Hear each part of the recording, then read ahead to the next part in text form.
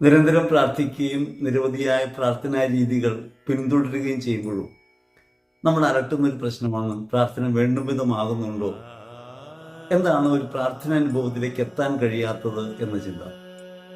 എങ്ങനെയാണ് പ്രാർത്ഥിക്കേണ്ടത്, എന്താണ് പ്രാർത്ഥിക്കേണ്ടത് എന്നതിനെ സംബന്ധിച്ച് നിരവധിയായ ഭാഷ്യങ്ങൾ നാം കേൾക്കാറുണ്ട്. പ്രാർത്ഥന യഥാർത്ഥത്തിൽ അനുഭവമാകാൻ എന്ത് ചെയ്യണം എന്നതിനെ സംബന്ധിച്ച് എപ്പോഴും സംശയാലുക്കളാണ് നമ്മൾ ഓരോരുത്തരും. പലരും തുടരുന്നത് പല പ്രാർത്ഥനാ രീതികളാണ്. വാചിക പ്രാർത്ഥനകളുണ്ട്, മാനസിക പ്രാർത്ഥനകളുണ്ട്, ധ്യാനാത്മകമായ പ്രാർത്ഥനകളുണ്ട്. അവയൊക്കെ പല ഘട്ടങ്ങളിൽ പ്രതിസന്ധികളെ നേരിടുന്നതും ഒക്കെ നമുക്കറിയാം.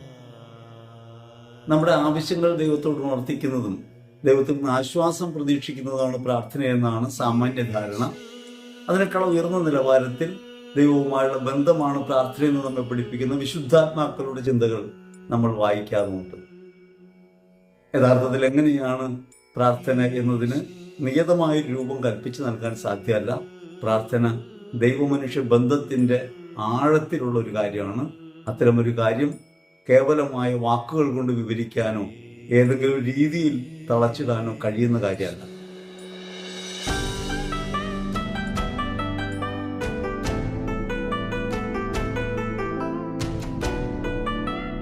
ഈശ്വരനും പ്രിയപ്പെട്ടവരെ, തിരുവിഷ്ടം മീഡിയ ചാനലിലേക്ക് ഏവർക്കും ഹൃദയപൂർവ്വം സ്വാഗതം.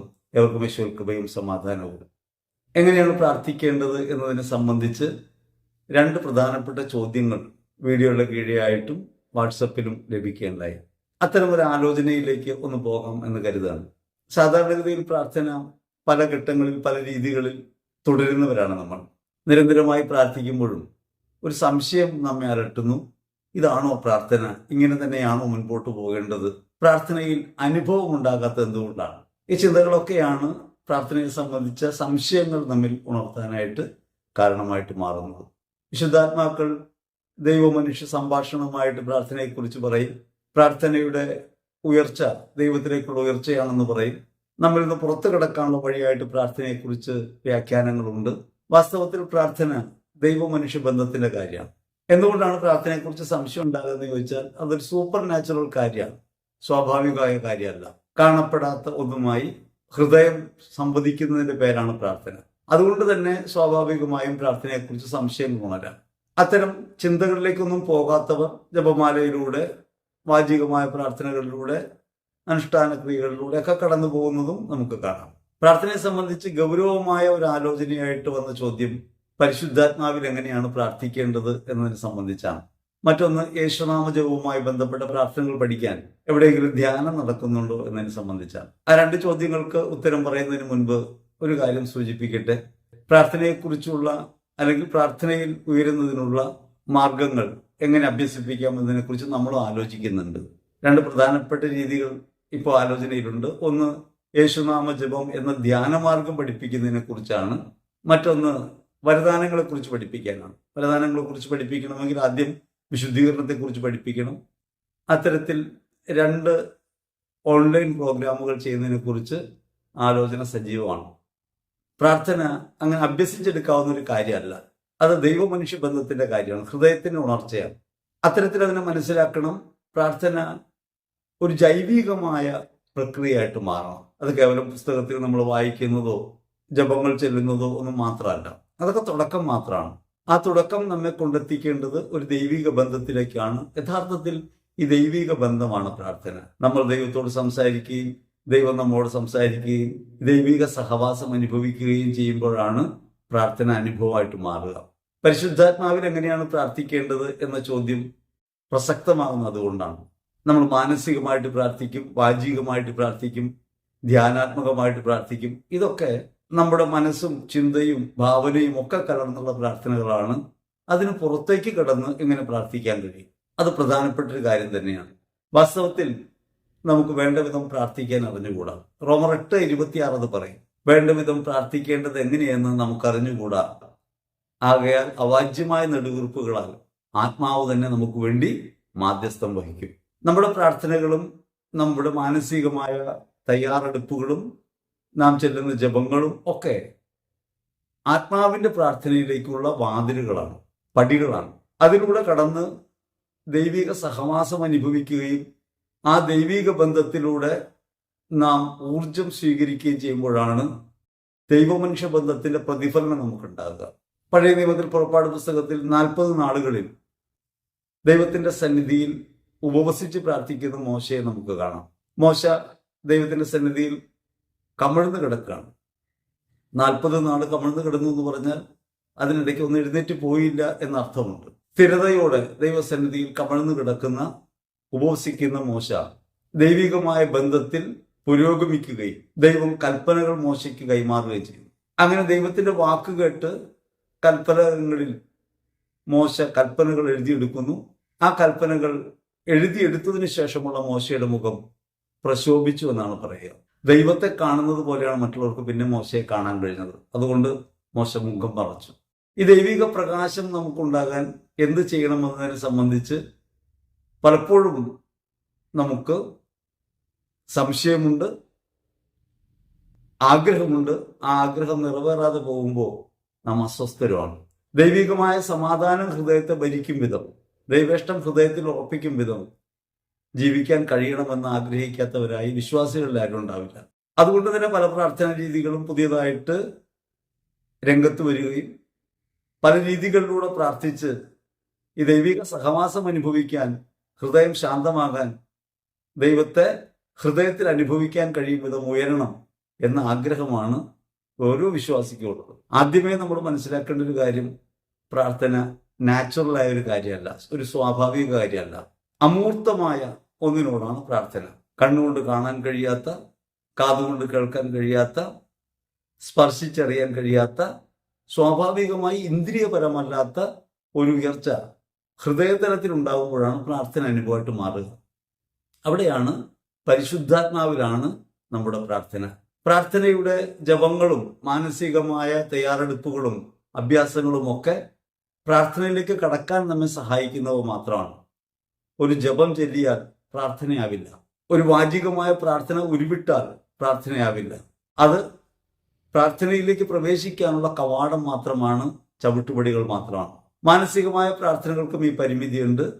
ചിന്താധ്യാനങ്ങളായാലും മറ്റേത് ധ്യാനമാർഗങ്ങളായാലും നമ്മെ കടത്തിക്കൊണ്ടു പോകുന്നത് ദൈവവുമായുള്ള ബന്ധത്തിൽ ഉറയ്ക്കാനുള്ള അവസരമൊരുക്കുക എന്ന് മാത്രമാണ്. വേണ്ട വിധം പ്രാർത്ഥിക്കേണ്ടത് എങ്ങനെയെന്ന് നമുക്ക് അറിഞ്ഞുകൂടാ. കാരണം പ്രാർത്ഥന ദൈവികമായ ഒരു ബന്ധമാണ്, അമൂർത്തമായൊരു കാര്യമാണ്.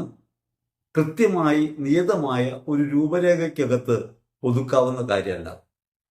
പ്രാർത്ഥന ഒരു ജൈവിക ബന്ധമായിട്ട് മാറണം. ദൈവമനുഷ്യ ബന്ധം ജൈവികമായിട്ട് മാറണമെങ്കിൽ ഹൃദയം ഉണരണം, ഹൃദയത്തിന്റെ പ്രാർത്ഥന ഉണ്ടാവണം.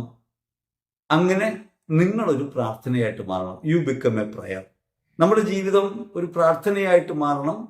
നാം തന്നെയും പ്രാർത്ഥനയായിട്ട് മാറണം. ദൈവമനുഷ്യ ബന്ധത്തിന്റെ യഥാർത്ഥമായ അനുഭവം നമുക്കുണ്ടാകുന്ന അപ്പോൾ മാത്രമാണ്. അതുകൊണ്ട് പ്രാർത്ഥനയെക്കുറിച്ച് തയ്യാറെടുക്കാനായി ഈശോ പറഞ്ഞ ചില കാര്യങ്ങൾ ആദ്യം ഓർമ്മിപ്പിക്കാം. ഈശോ പറഞ്ഞു, വിശുദ്ധ മത്തായി സുവിശേഷം 6-ാം അധ്യായത്തിൽ 6-ാം തിരുവചനത്തിൽ, പ്രാർത്ഥിക്കുമ്പോൾ നിങ്ങൾ കതകടച്ച് മുറിക്കകത്ത് കിടക്കണം. കേവലമായ ഒരു മുറിക്കകത്ത് കിടക്കുന്ന കാര്യത്തെക്കുറിച്ചല്ല, നമ്മുടെ ഇന്ദ്രിയങ്ങൾ അടയ്ക്കുന്നതിനെ കുറിച്ചാണ്. കണ്ണും കാതും നാക്കും മൂക്കും തൊക്കുമൊക്കെ അടച്ച് ബാഹ്യമായ ബന്ധങ്ങളിൽ നിന്ന് അതിനെ മോചിപ്പിക്കണം. ബാഹ്യമായ ബന്ധങ്ങളിൽ നിന്ന് അതിനെ മോചിപ്പിക്കണം എന്ന് പറയുന്നത് ഈ ലോകത്തേക്കല്ല തിരിയേണ്ടത്, ഉള്ളിലേക്ക് തിരിയണമെന്നാണ്. അകത്തേക്ക് തിരിയണം. അങ്ങനെ ഉള്ളിലേക്ക് തിരിയണം എന്ന് പറയുന്നതിന്റെ പ്രധാനപ്പെട്ട ഒരു കാര്യം, ഈ ഭൗതികമായ ഒരു സാധ്യതയല്ല പ്രാർത്ഥനയുടെ കാരണമായിട്ടും കേന്ദ്രമായിട്ടും മാറേണ്ടത്. ഭൗതികമായ ഈ ചുറ്റുപാടുകളെ കുറിച്ചുള്ള ധാരണയിൽ മനസ്സുടക്കി പോകുമ്പോൾ നമുക്ക് അകത്തേക്ക് തിരിയാൻ പറ്റാതെ വരും. യഥാർത്ഥത്തിൽ ഹൃദയേശ്വരനാണ് ദൈവം, അകത്താണ് ദൈവം. ഈ അകത്തുള്ള ദൈവത്തെ തിരിച്ചറിയുമ്പോഴാണ് സമസ്തത്തിനുമുള്ള ദൈവത്തെ നമുക്ക് അനുഭവിക്കാൻ പറ്റുക. അകത്തേക്ക് തിരിയാനാണ് ഈശോ പറയുന്നത്, മുറിക്കകത്ത് കിടന്ന് കതകടച്ച് സ്വർഗസ്ഥനായ പിതാവുമായി സംസാരിക്കുക. സ്വർഗം എന്ന് പറയുന്നത് ഹൃദയത്തിലാണ്. ആ ഹൃദയത്തിലുള്ള ദൈവവുമായിട്ട് സംസാരിക്കാൻ തുടങ്ങുക. അവനവനിലേക്ക് തിരിഞ്ഞ് ആഴത്തിലേക്ക് പോകുമ്പോഴാണ് ഈ ദൈവാനുഭവത്തിലേക്ക് എത്തുന്നതിന്റെ ആദ്യപടി ആരംഭിക്കുക. അതിനുള്ള പ്രാരംഭഘട്ടമായിട്ടാണ് ജപങ്ങളൊക്കെ ഉപകരിക്കുക. ജപമാലയായാലും വിവിധങ്ങളായ ജപങ്ങളായാലും ക്രിസ്തു രഹസ്യത്തിലേക്ക് നമ്മെ കൂട്ടിക്കൊണ്ടുപോകും. ക്രിസ്തു രഹസ്യത്തിലേക്ക് കൂട്ടിക്കൊണ്ടുപോവുകയും ആ ക്രിസ്തു രഹസ്യം അവനവനിൽ തന്നെ അനുഭവിക്കാൻ കഴിയുമ്പോഴാണ് ധ്യാനാത്മകമായ ഒരു മാർഗത്തിലേക്ക് നമ്മൾ പ്രവേശിക്കുക. യഥാർത്ഥത്തിൽ പ്രാർത്ഥന വാചികമായ ഒന്നല്ല, കേവലമായ ജപങ്ങളല്ല. അവയൊക്കെ നമ്മൾ ചെല്ലുന്നുണ്ട്, പ്രാർത്ഥനയുടെ പേരിലാണ് നമ്മൾ ചെല്ലുന്നത്. പക്ഷെ അവയൊക്കെ യഥാർത്ഥത്തിൽ നമ്മെ കൊണ്ടുപോകേണ്ടത് ഹൃദയത്തിനകത്തേക്കാണ്, ആന്തരികതയിലേക്കാണ്. അവിടെ പ്രാർത്ഥനയുടെ ഒരു ഘട്ടം നമുക്ക് കാണാൻ പറ്റും. ആത്മാവിലുള്ള പ്രാർത്ഥനയെക്കുറിച്ചാണ് നമ്മൾ ചിന്തിക്കുന്നത്. അതിൻ്റെ പ്രാഥമികമായ ഘട്ടം ഭൗമികമായ താല്പര്യങ്ങളെ, ഭൗമികമായ ചുറ്റുപാടുകളെ മറന്ന് നമ്മൾ അകത്തേക്ക് പ്രവേശിക്കുകയാണ്, അവനവനിലേക്ക് കിടക്കുകയാണ്. അങ്ങനെ അവനവനിലേക്ക് കടന്ന് അവനവൻ്റെ അകമേയുള്ള ദൈവത്തെ തിരിച്ചറിയാനുള്ള ഒരു പ്രയത്നത്തിൽ, ഒരു ശ്രമത്തിൽ നമ്മൾ ഏർപ്പെടുന്നു. യഥാർത്ഥത്തിൽ അവിടെ ഒരു ശ്രമമല്ല വേണ്ടത്, സ്വാഭാവികമായി അകത്തേക്ക് തിരിയലാണ്. ശ്രമിക്കുക എന്ന് വന്നാൽ അവിടെ ഒരു ബലപ്രയോഗം നടക്കും. ബലം വരുമ്പോൾ തുല്യ ബലാബലങ്ങൾ വരും.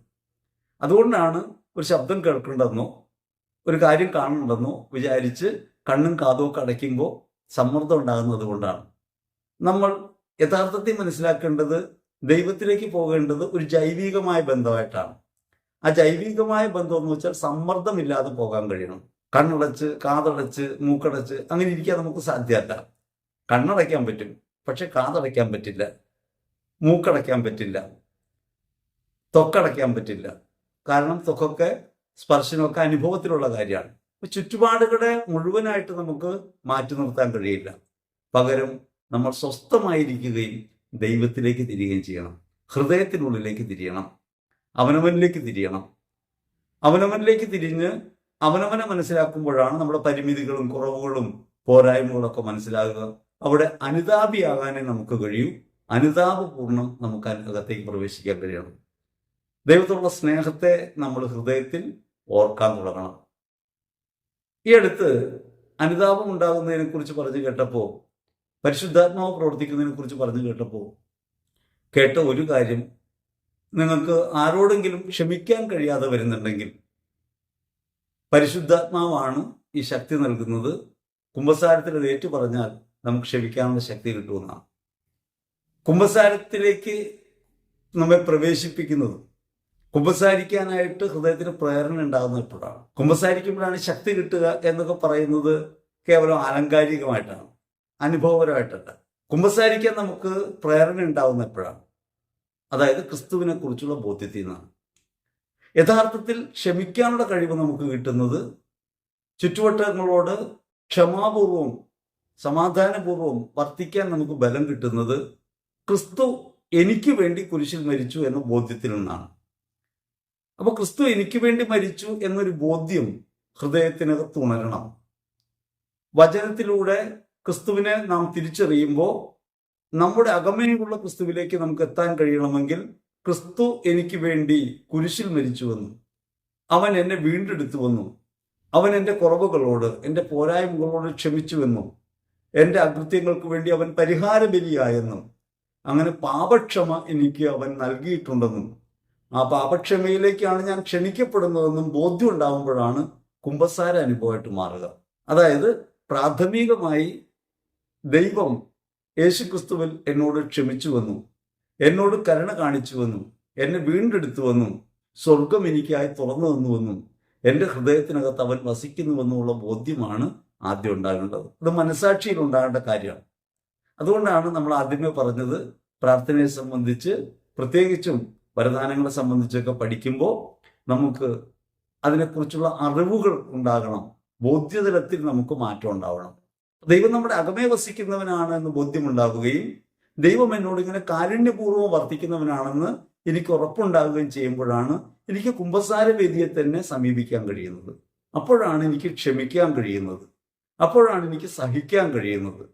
ഹൃദയത്തിൽ യേശുവിനെ കുറിച്ച് ഇത്തരം ഒരു ബോധ്യം ഹൃദയത്തിൽ ഉറയ്ക്കണം. അവിടെയാണ് നമ്മൾ ജപമാല ധ്യാനമൊക്കെ ഉപകാരപ്പെടുന്നത്.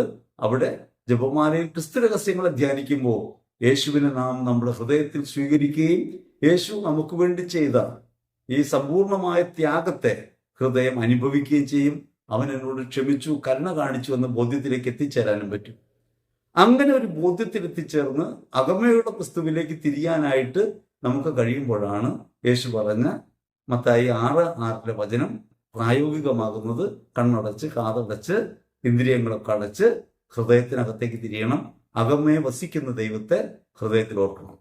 യേശു ഭൂമിയിൽ മനുഷ്യനായിട്ട് വന്നത് എൻ്റെ മനുഷ്യത്വത്തെ വസിക്കാൻ വേണ്ടിയാണ്, എൻ്റെ കുറവിലും പരിമിതിയിലും വസിക്കാൻ വേണ്ടിയാണ്. അങ്ങനെ മാംസത്തിലേക്ക് അവിടെ നിന്ന് ഇറങ്ങി വന്നത്, മാംസം ധരിച്ച് അവൻ നമ്മുടെ ഇടയിൽ വസിക്കുന്നത്, നമ്മോട് സഹവസിക്കുന്നത് നമ്മുടെ ശരീരത്തിനകത്ത് തന്നെയാണ്, നമ്മിൽ തന്നെയുണ്ട് അവൻ എന്ന യാഥാർത്ഥ്യ ബോധത്തിലേക്ക് നമുക്ക് വരാൻ പറ്റണം. ഇത് കേവലം ചിന്താഗതിയായിട്ടല്ല, ഒരു ഹൃദയബോധ്യമായിട്ട് മാറണം.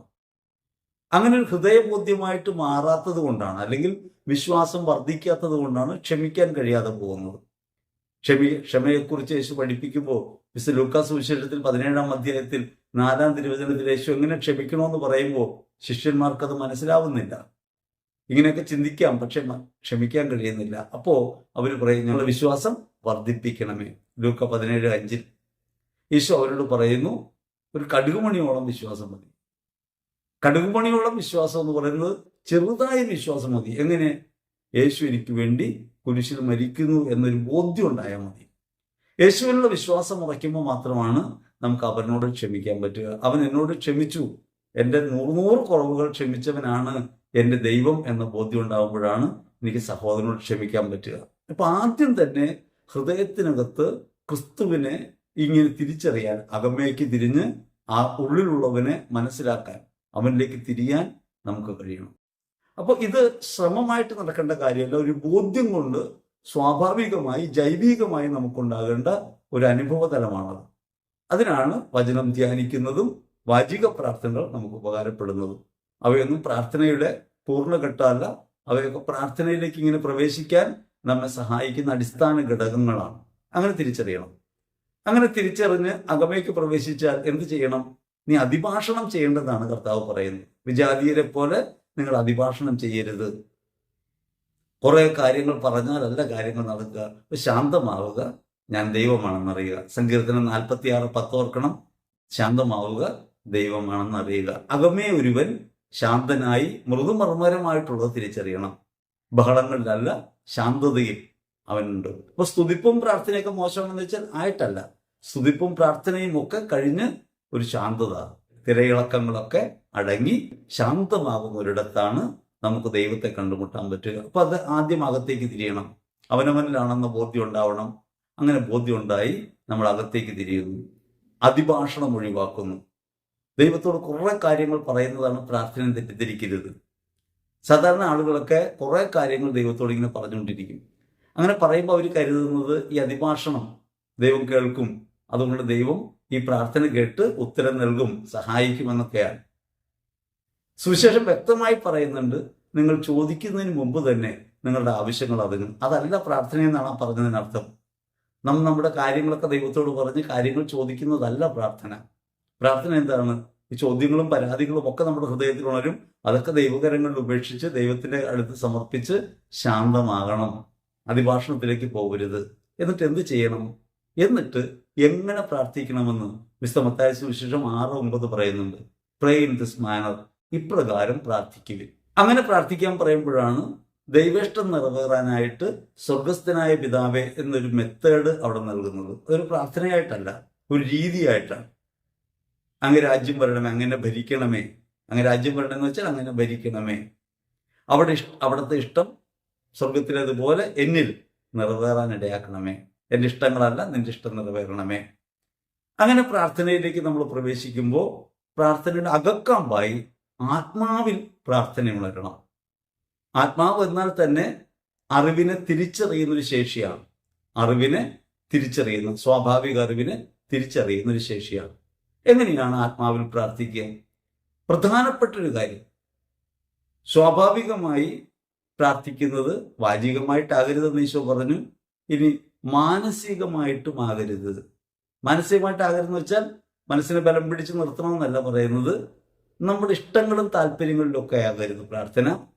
മാനസികമായ ചിന്തകൾ നമ്മെ നയിക്കുമ്പോൾ നമുക്കറിയാം, നമ്മൾ ചിന്തിച്ചു തുടങ്ങുന്ന യേശുവിനെ കുറിച്ചായിരിക്കും, ചെന്നെത്തി നിൽക്കുന്നത് ലോകത്തായിരിക്കും. നമ്മൾ ചിന്തിക്കുന്നത് പുണ്യത്തെക്കുറിച്ചായിരിക്കും, ദൈവിക സഹവാസത്തെക്കുറിച്ചായിരിക്കും. അവസാനം നമ്മൾ ചെന്ന് നിൽക്കുന്നത് ലോകത്തെവിടെയെങ്കിലും ആയിരിക്കും. കുറെ കഴിയുമ്പോൾ നമുക്ക് മനസ്സിലാവും നമ്മൾ വീണുപോയി, ലോകത്താണിപ്പോൾ നമ്മൾ. അപ്പൊ അതുകൊണ്ട് മാനസികമായ പ്രാർത്ഥന പരിമിതിയുള്ളതാണ്. പിന്നെ എന്താണ് മനസ്സിലാക്കേണ്ടത്? പ്രാർത്ഥന പരിശുദ്ധാത്മാവിന്റെ പ്രവൃത്തിയാണ്. പരിശുദ്ധാത്മാവിന്റെ പ്രവൃത്തിയായ പ്രാർത്ഥനയെ ജീവിതാനുഭവമാക്കണമെങ്കിൽ, ഹൃദയത്തിൽ അനുഭവമാക്കണമെങ്കിൽ, ആത്മാവിൽ പ്രാർത്ഥിക്കണമെങ്കിൽ നമുക്ക് പ്രധാനമായി വേണ്ടത് സ്വയം ഉപേക്ഷയുടെ ഒരു മാർഗമാണ്. നമ്മുടെ ഉള്ളിൽ പ്രാർത്ഥിക്കാനിരിക്കുമ്പോൾ വരുന്ന സ്വാഭാവികമായ കാര്യങ്ങൾ നമ്മെ സംബന്ധിച്ച ആകുലതകളും നമ്മുടെ ആവശ്യങ്ങളും ഭാവനകളും ഒക്കെ ആയിരിക്കും. അവയൊക്കെ ഉപേക്ഷിക്കുന്ന മനോഭാവം ഉണ്ടാകുക, അവയിലൊന്നും തഴങ്ങാതിരിക്കുക, ഈശോ എന്നാണ് പറയുന്നത് എന്നതിലേക്ക് ഹൃദയം ഉണർത്താൻ പറ്റുക. അപ്പൊ ഈശോയിലേക്ക് മാത്രം ശ്രദ്ധിക്കുക എന്ന് വെച്ചാൽ ഈശോ എന്ത് പറയുന്നു എന്നോട് എന്നത് ചിന്തിക്കുകയല്ല, കേൾക്കാനായി ഹൃദയത്തെ ദൈവകരങ്ങളിൽ ഏൽപ്പിക്കുക, ശാന്തമായിരിക്കുക, ദൈവം പറയുന്നവ കേൾക്കുക. സ്വാഭാവികമായ പ്രാർത്ഥനയിൽ എപ്പോഴും നമ്മൾ കുറെ കാര്യങ്ങൾ പറയും, നമ്മൾ കുറെ കാര്യങ്ങൾ ചിന്തിക്കുകയാണ് ചെയ്യുന്നത്.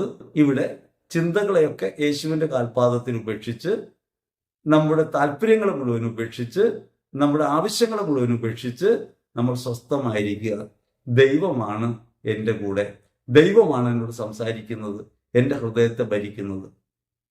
അങ്ങനെ ആത്മാവിലുള്ള പ്രാർത്ഥന ഉണ്ടാകണമെങ്കിൽ നമ്മുടെ മാനസികമായ ചിന്തകളെ കൈവിടാൻ പറ്റണം, ദൈവകരങ്ങളിൽ ഏൽപ്പിക്കാൻ പറ്റണം. അപ്പോൾ പ്രാർത്ഥിക്കാനിരിക്കുന്ന ആദ്യ സമയത്ത് ഈ ചിന്തകളൊക്കെ വരും, ദൈവിക വിചാരങ്ങൾ എന്ന പേര് വരും. ഇതൊക്കെ മനസ്സിന്റെ ചിന്തകളുമായി ബന്ധപ്പെട്ടാണ്. അവയൊക്കെ ദൈവകരങ്ങൾ ഉപേക്ഷിച്ച് സ്വസ്ഥമായിരിക്കുക എന്നതാണ് ആത്മാവിൽ പ്രാർത്ഥിക്കാൻ ആദ്യമേ വേണ്ടത്.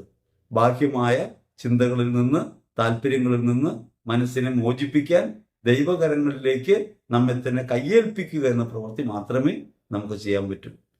പരിശുദ്ധാത്മാവാണ് പ്രാർത്ഥിക്കുന്നതെന്ന് വരുമ്പോൾ ദൈവം എന്നോട് സംസാരിക്കുകയും ദൈവം എന്നിൽ പ്രവർത്തിക്കുകയും ചെയ്യാൻ എന്നെ പൂർണ്ണമായി കയ്യേൽപ്പിക്കുന്ന പ്രവൃത്തിയാണ്. അവിടെ എൻ്റെ താല്പര്യങ്ങളൊന്നും പാടില്ല, എൻ്റെ ഇഷ്ടങ്ങളൊന്നുമല്ല, എൻ്റെ ചിന്തകളൊന്നുമല്ല എന്നെ ഭരിക്കേണ്ടത്. ഞാൻ ദൈവത്തിന്റെ കരങ്ങളിലേക്ക് എന്നെ തന്നെ ഏൽപ്പിക്കുന്നു. ഇനി പ്രാർത്ഥന ആത്മാവിലുള്ളതായി മാറണമെങ്കിൽ എന്താണ്? ആത്മാവും ചിന്തയും തമ്മിലുള്ള ബന്ധത്തെക്കുറിച്ച് അറിയണം. ദൈവത്തിന്റെ വചനം ഇരുതലവാൾ പോലെയാണ്, അത് മൂർച്ചയേറിയതാണ്. അത് നമ്മുടെ ചേതനയിലും ആത്മാവിലും സന്ധിബന്ധങ്ങളിലും തുളച്ചിറങ്ങി നമ്മുടെ ചിന്തകളെയും ഭാവനകളെയും വിവേചിക്കുന്നതാണ്. ഈ വിവേചനാനുഭവം ഉണ്ടാകണമെങ്കിൽ ദൈവേഷ്ടം മാത്രം ഹൃദയത്തിലേക്ക് വരണം. ദൈവം എന്നോട് എന്തു പറയുന്നു എന്നതിലേക്ക് ഹൃദയത്തെ ചേർത്ത് വയ്ക്കണം. അങ്ങനെ ദൈവസ്വരം കേൾക്കാനായുള്ള ഏറ്റവും സ്വസ്ഥമായ ഒരിരിപ്പാണ് ആത്മാവിലുള്ള പ്രാർത്ഥനയ്ക്ക് പ്രധാനമായിട്ട് വേണ്ടത്. ഭൗതികമായ താല്പര്യങ്ങളും ഇഷ്ടങ്ങളും ഭാവനയും എല്ലാം കൈവിട്ട് ദൈവസ്വരം കേൾക്കാനായി ദൈവത്തിന്റെ സന്നിധിയിൽ സ്വസ്ഥമായിരിക്കുക. ദൈവം എൻ്റെ അകമേ, യേശു എന്നിൽ വസിക്കുന്നു, ദൈവത്തിന്റെ ആത്മാവ് എൻ്റെ അകമയുണ്ട്, ആ ആത്മാവ് എന്നോട് സംസാരിക്കട്ടെ എന്ന നിലയ്ക്ക് സ്വസ്ഥമായിരിക്കുക. ശ്രമങ്ങളൊന്നും വേണ്ടാതെ, ഒരു ശ്രമത്തിലും ഏർപ്പെടാതെ, ഒരു ബലപ്രയോഗവും ഇല്ലാതെ ദൈവത്തിന്റെ സന്നിധിയിൽ സമാധാനപൂർവ്വം ഇരിക്കാൻ ആദ്യം നമുക്ക് കഴിയുമ്പോൾ പരിശുദ്ധാത്മാവിൽ പ്രാർത്ഥനയുടെ ആദ്യ പടിയിലേക്ക് നമുക്ക് കടക്കാൻ പറ്റും. രണ്ടാമത്തെ കാര്യം, ദൈവം പറയുന്ന കാര്യങ്ങളാണ് ഞാൻ കേൾക്കുന്നത് എന്ന ബോധ്യത്തിൽ ആത്മാവ് എന്നോട് സംസാരിക്കുന്നവ ശ്രവിക്കാനായി ഹൃദയത്തെ തുറന്നു വെക്കാം. അവിടെ നമുക്ക് പ്രത്യേകമായൊരു ബോധ്യം ഉണ്ടാകണം. ഞാൻ എൻ്റെ സ്വന്തമല്ല, ഞാൻ ദൈവത്തിൻ്റെതാണ്, എന്നിൽ വസിക്കുന്ന ദൈവാത്മാവാണ്, എൻ്റെ ഇഷ്ടങ്ങളും താല്പര്യങ്ങളും അല്ല. അവിടെ പ്രാർത്ഥന ഞാനൊന്നും ദൈവത്തോട് ചോദിക്കുകയല്ല ചെയ്യുന്നത്, ദൈവം സംസാരിക്കുന്നത് ശ്രവിക്കാൻ, ഇതാ അങ്ങയുടെ ദാസൻ ദാസി ശ്രവിക്കുന്നു എന്ന ഭാവത്തോടെ ദൈവസന്നിധി ഇരിക്കുക. അപ്പോൾ ആദ്യകാലങ്ങളിലൊക്കെ ഇങ്ങനെ ഇരിക്കുമ്പോൾ നമ്മുടെ ചിന്തകളും വിചാരങ്ങളും ഒക്കെ വന്ന് നമ്മെ അലട്ടും. അവയൊക്കെ നമ്മെ നമ്മുടെ വഴിക്ക് കൂട്ടിക്കൊണ്ടുപോകാൻ ശ്രമിക്കും. അവയെല്ലാം ദൈവകരങ്ങളിലേക്ക് ഏൽപ്പിച്ച് സ്വസ്ഥമായിരിക്കും. ഇനി പ്രാർത്ഥന എന്നാൽ നാം തിരിച്ചറിയണം, ദൈവ മനുഷ്യ ബന്ധമാണ്. ആ ബന്ധത്തിൽ ഏറ്റവും പ്രധാനമായിട്ടുള്ളത് ക്രിസ്തുവാണ്, യേശുവാണ് ആ ബന്ധം. പ്രാർത്ഥനയുടെ ഏറ്റവും ജൈവികമായ ബന്ധം ക്രിസ്തുവാണ്. പിതാവിന്റെ ഹിതം നിറവേറ്റുന്നയാളാണ് പുത്രൻ. പുത്രൻ പിതാവിലേക്ക് തിരിഞ്ഞിരിക്കുന്നു, പിതാവ് പുത്രനിലേക്ക് തിരിഞ്ഞിരിക്കുന്നു. ഈ ഒരു ബന്ധത്തിനകത്താണ് പ്രാർത്ഥന. അതുകൊണ്ട് യു ബിക്കം എ പ്രയർ, നിങ്ങളൊരു പ്രാർത്ഥനയായിട്ട് മാറുകയാണ്. പരിശുദ്ധാത്മാവ് പ്രാർത്ഥിക്കുമ്പോൾ നമ്മുടെ സ്വാഭാവികമായ രീതികൾക്കപ്പുറത്താണ്. രോഗം വരുമ്പോൾ സാധാരണഗതിയിൽ രോഗം മാറണമെന്നാണ് നമ്മൾ പ്രാർത്ഥിക്കുക. പക്ഷെ ആത്മാവിൻ്റെ ഭാവം എന്താണ്? ആത്മാവിന് ഈ രോഗം പ്രശ്നമല്ല. ആത്മാവിന് ഈ രോഗം സൗഭാഗ്യകരമായ അവസരമാണ്, ദൈവവുമായി ഒന്നു ചേരാനുള്ള അവസരമാണ്. ഭൗതിക ക്ലേശങ്ങളൊക്കെ നമ്മെ അലട്ടുന്നവയാണ്. ഈ ഭൗതിക ക്ലേശങ്ങളൊക്കെ ഭൗതിക ലോകത്തിന് നിസ്സാരതയെ തിരിച്ചറിയാനും അവയിൽ നിന്ന് നമ്മെ മോചിപ്പിക്കാനുള്ള അവസരമാണ്. ഈ ലോകത്ത് ബന്ധങ്ങളെ സംബന്ധിച്ച്, നമ്മുടെ ജീവിതത്തെ സംബന്ധിച്ച് ആകുലതകളും ഉത്കണ്ഠകളും ഒക്കെ നമുക്കുണ്ടാകും. അവയൊക്കെ നമ്മിൽ കുടുക്കുന്നവയാണ്. അവയ്ക്ക് പുറത്ത് കിടക്കാൻ ദൈവത്തിൻ്റെ ആത്മാവിലേക്കാണ് നമ്മൾ തിരിയുന്നത്. ദൈവാത്മാവിന് ഇവയൊന്നും പ്രശ്നമല്ല. ഭൗമികമായ ക്ലേശങ്ങളോ പരിമിതികളോ ഒന്നും തടസ്സപ്പെടുത്തുന്നവയായി മാറാത്ത വിധം ഹൃദയത്തെ ദൈവത്തിലേക്ക് വയ്ക്കുക. ദൈവത്തിൻ്റെ ഇടപെടലിനായി സ്വസ്ഥമായിരിക്കുക. പരിശുദ്ധാത്മാവിൽ പ്രാർത്ഥിക്കുമ്പോൾ ഇഷ്ടങ്ങളും താല്പര്യങ്ങളും ആവശ്യങ്ങളും ഒന്നും അവിടെ പ്രയോഗ സാധ്യതയുള്ളതല്ല. ദൈവത്തിൻ്റെ സ്വരം കേൾക്കുന്നു, ദൈവം പറയുന്നത് കേൾക്കുന്നു, ദൈവത്തിൻ്റെ സന്നിധിയിൽ സ്വസ്ഥമായിട്ടിരിക്കുന്നു. ഞാനും ദൈവവും ഒന്നായിത്തീരുന്നു. You become a prayer.